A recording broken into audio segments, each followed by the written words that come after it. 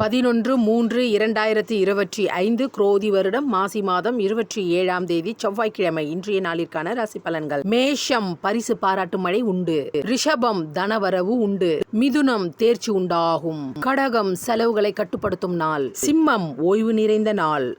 கன்னி சினத்தை கட்டுப்படுத்தும் நாள். துலாம் நஷ்டம் ஏற்படும், கவனம் தேவை. விருச்சகம் மறதி உண்டாகும்.